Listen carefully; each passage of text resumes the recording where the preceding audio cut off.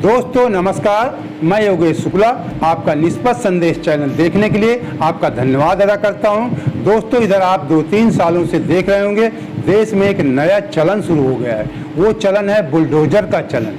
इसी बुलडोजर के सहारे विधानसभा चुनाव भी लड़े गए और जीत भी मिली, क्योंकि राजनीतिक पार्टियां समझ रही कि देश और प्रदेश में एक ऐसा वर्ग है जिसको ये चीज़ें पसंद आती हैं। लेकिन इसके पहले हमारे देश में ऐसा कभी नहीं हुआ। अंग्रेज़ों ने भी ऐसा नहीं किया। जिन्होंने अंग्रेज़ों के खिलाफ आवाज़ उठाई, अंग्रेज़ों ने उनको फांसी दिया, सज़ा दिया, सब कुछ किया, लेकिन उनके घरों में बुलडोजर नहीं चलाया। अगर ऐसा किया होता तो शायद इलाहाबाद में आप लोग जो आनंद भवन देखते हैं वो ना होता। पंडित जवाहरलाल नेहरू ने भी अंग्रेज़ों के खिलाफ बगावत किया था। सुभाष चंद्र बोस किए थे, उनका भी मकान कलकत्ता में न होता। रविन्द्रनाथ टैगोर का मकान न होता, या जो अंग्रेज़ों से कहते हैं माफ़ी मांगे थे, शायद उनका ही मकान बच पाता, वीर सावरकर जी का। बाकी सारे मकान तो ध्वस्त कर दिए जाते ना। जिनको फांसी हुई, सरदार भगत सिंह या जितने लोगों को, शायद तमाम लोगों को फांसी दी गई अंग्रेज़ों के शासनकाल में, उनके भी मकान बुलडोजर से नहीं गिराए। जिन लोगों ने अन्याय किया अंग्रेज सत्ता के खिलाफ, उनको अंग्रेजों ने सज़ा दिया, उनको फांसी की सज़ा दिया, जो भी सज़ाएं थी हर तरह की सज़ाएं उनको दी गई। ऐसा हमारे आज़ादी के बाद ऐसा हमारे देश में भी होता रहा है। फांसी की सज़ा होती रही, आजीवन कारावास होता रहा। हमने यहाँ तक देखा कि जब मुजरिम काफ़ी दिनों तक कोर्ट के सामने पेश नहीं होता था, हाजिर नहीं होता था, तो कहते थे कुर्की का वारंट जारी हो गया। उसके पहले नोटिस आती थी, सम्मन आता था, उसके बाद उसके घर की कुर्की करा दी जाए, खेती नीलाम का, प्रॉपर्टी नीलाम करवा दी जाती थी, लेकिन घरों में बुलडोजर कभी नहीं चलाया जाता था। बुलडोजर चलाने का मतलब है कि अपने देश प्रदेश की प्रॉपर्टी संपत्ति भी नष्ट करना, अपने देश की हानि भी करना। कौन समझाए कि जिसको आप नष्ट कर रहे हैं वो आपकी देश की ही संपदा है, हमारे देश के ही लोगों का पैसा लगा है। उसके अलावा एक घर लोगों का एक सपना होता है। घर बनाने में लोगों की ज़िंदगी बीत जाती है। जो भी मैंने आपको दिखाया वो घर गिराने का आगे का पोर्शन था, आलीशान मकान था। कहते हैं जावेद मोहम्मद पंप, जिनका मकान गिराया गया।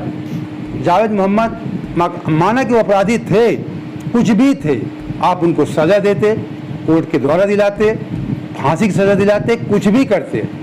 लेकिन इस समय तो देश में लगता है न्यायपालिका भी खत्म हो गई है। विपक्ष तो नपुंसक हो चुका है।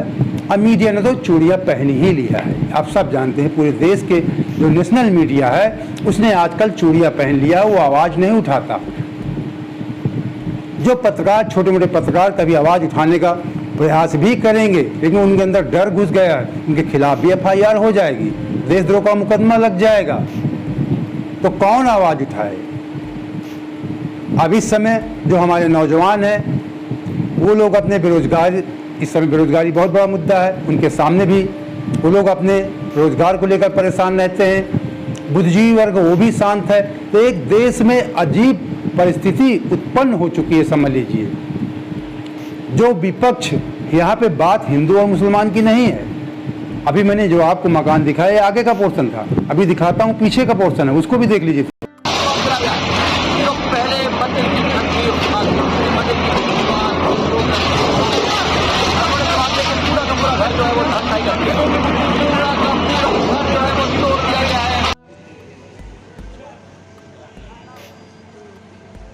देखा किस तरीके एक बेहतरीन मकान ध्वस्त कर दिया गया। मकान किसी का हो गया। जो लोग मकान बनवाते हैं वो मकान का दर्द समझते हैं कि लोगों की उम्र गुजर जाती है। बहुत लोग मकान नहीं बनवा पाते, उनके बाप दादों का मकान होता है, उसमें वो लोग रहते हैं। एक मकान में बहुत सारे लोग रहते हैं, केवल एक अपराधी नहीं रहता है। आप अपराधी को पकड़िए, सज़ा दीजिए, फांसी दीजिए, कुछ भी कर दीजिए, लेकिन उसका मकान ध्वस्त करना ये कहीं उचित नहीं है। हमारे न्यायपालिका में जब से मैंने होश संभाला, मैंने अपने जीवन में कभी नहीं देखा कितना भी बड़ा अपराधी हमारे देश में रहा हो। ये देखा है उसको फांसी की सज़ा हुई है, उसके घर की कुर्की हुई है, लेकिन उसके मकान में बुलडोजर कभी नहीं चलाया जाता। जिन्हें हम लोग क्रूर कहते हैं अंग्रेजों को, वो उन लोगों ने भी जिसको फांसी दी उनके घरों पे या किसी ने एक अपराध किया पूरे घर को फांसी दे दो या उनके घर के बुलडोजर चला दो, ऐसा अंग्रेजों ने भी नहीं किया था। तो इस समय जो हमारे देश में विपक्ष है, जो सिर्फ ट्वीट करना सीख गया है, विपक्ष बैठे बैठे कल ट्वीट करता है, चाहे अखिलेश यादव हो, मायावती जी तो ट्वीट भी नहीं करती है, फिर ट्वीट कर देते हैं। राहुल गांधी वो थोड़ा बहुत लड़ने का प्रयास करते हैं सरकार से, लेकिन उनको भी इस समय सरकार ने उलझाने का प्रयास किया है ईडी के मामले में। आप सब जानते हैं कि जब चुनाव करीब आते हैं तो ईडी है, सीबीआई है, आईटी है, इनकम टैक्स है, इन सबको छोड़ दिया जाता है। अभी बंगाल चुनाव थे, वहाँ ममता बनर्जी के भतीजे का कितना मामला उछाला गया, लेकिन वहाँ की जनता समझदार थी, वहाँ की जनता नहीं उलझी। अभी पिछले लोकसभा चुनाव के लिए मैं आपको याद दिला रहा हूँ, रोज आए दिन ईडी के द्वारा पूछताछ रॉबर्ट वाड्रा से होती थी, प्रियंका गांधी के हस्बैंड से, पति से। उसके बाद मामला खत्म। आप लोग भी भूल गए होंगे कौन सा केस चल रहा था, क्या हो रहा था। रॉबर्ट वाड्रा से रोज आए दिन पूछताछ हो रही थी। इसलिए एक माहौल देश में संदेश खराब किया जाए किसी भी पार्टी का कि हम केवल साफ सुथरे हैं, बाकी सारे लोग भ्रष्ट हैं, सारी राजनीतिक पार्टियां भ्रष्ट हैं, सारा लोकतंत्र भ्रष्ट है, सब कुछ नहीं है। हम जो चाहे न्यायपालिका भी नहीं, कुछ भी नहीं है, केवल हमारी पुलिस न्याय करेगी, हमारा बुलडोजर न्याय करेगा। इस समय राहुल गांधी को भी आज उनकी भी पेशी थी दिल्ली में ईडी के सामने। तमाम कांग्रेसियों ने पूरे देश में अपने अपने प्रदेश में हर जगह प्रदर्शन किया। बहुत सारे लोग पूरे देश से दिल्ली पहुंचे थे। राहुल गांधी ने भी मार्च किया। राहुल गांधी ने कहा कि क्या ईडी केवल कांग्रेसियों से पूछताछ करती है, क्या अन्य लोगों से भी करती है। 2024 का चुनाव करीब आ रहा है, अब माहौल बनेगा, पूछताछ होगी राहुल गांधी से। लेकिन जब चुनाव 24 का हो जाएगा, सारा खेल खत्म हो जाएगा। तो उनको भी इधर उलझाया गया। थोड़ी बहुत लड़ाई लड़ते हैं राहुल गांधी, ऐसा नहीं है, मैं नहीं कह सकता केवल ट्वीट करते हैं, ट्वीट वो भी करते हैं। जितना लड़ना चाहिए उतना वो भी नहीं लड़ते हैं। तो विपक्ष तो नपुंसक, मैं सारे विपक्ष को कहता हूँ, किसी पार्टी विशेष को नहीं। विपक्ष आप वोट लेना चाहते हैं, आपको बुलडोजर के आगे सामने आके खड़े होना चाहिए। जितने भी विपक्ष हैं, लोकतंत्र को बचाइए, न्यायपालिका को बचाइए, धर्म जाति मजहब से उठकर देखिए किसके साथ नहीं होता। कुछ हमारे भक्त हैं, चाटुकार हैं, मैं जानता हूं उनको, विशेषकर आजकल मैं जिस समुदाय से बिलोंग करता हूं, ब्राह्मण, उसी समुदाय के लोग ज़्यादा फेसबुक सोशल मीडिया में एक्टिव रहते हैं, राष्ट्रवाद की दुहाई देते हैं और कहते हैं हम जाति धर्म से ऊपर। जब किसी एक विशेष समुदाय के खिलाफ होता तब उनको अच्छा लगता है, बचता कोई नहीं है। ये मत सोचना आप लोग। अभी विकास दुबे के साथ क्या घटना हुई सब लोग जानते हैं। विकास दुबे अपराधी था, उसको सजा गलत ढंग से मिली या सही ढंग से मिली, उस मुद्दे पे मैं नहीं जाता।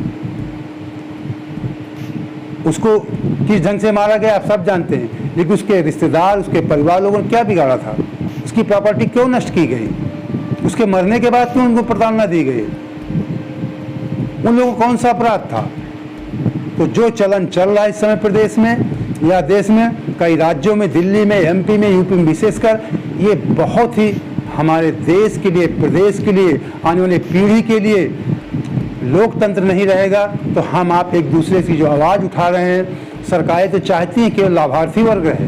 लाभार्थी वर्ग मतलब आप समझ रहे हैं ना, कि जिनको हम टुकड़े फेंकें, केवल उसी टुकड़े पे आप लोग जीते रहें, हमारी जय जयकार करते रहें, अपने अधिकारों की मांग न करें, हमारे खिलाफ आवाज़ न उठाएं। सरकारें तो यही चाहेंगी ना कि केवल आप लाभार्थी बने रहें, अपने पैरों पे खड़े न हों, आप अपना रोजगार न कर पाएँ, आपको लगे कि हम अगर टुकड़ा नहीं फेंकते तो शायद हम मर जाते, ऐसा आपके दिमाग में कीड़ा भरा जाता है। इस कीड़े से बाहर निकलो, आवाज़ बुलंद करो। किसी के भी खिलाफ बुलडोजर चलता हो, किसी धर्म का, हिंदू मुस्लिम, किसी जात विशेष धर्म से हट के लोकतंत्र की रक्षा करो, न्यायपालिका की रक्षा करो। न्यायपालिका तो इस समय खत्म है। कभी कभी पहले हम लोग सुना करते थे कि इलाहाबाद हाई कोर्ट ने या सुप्रीम कोर्ट ने इस मैटर पे संज्ञान लिया।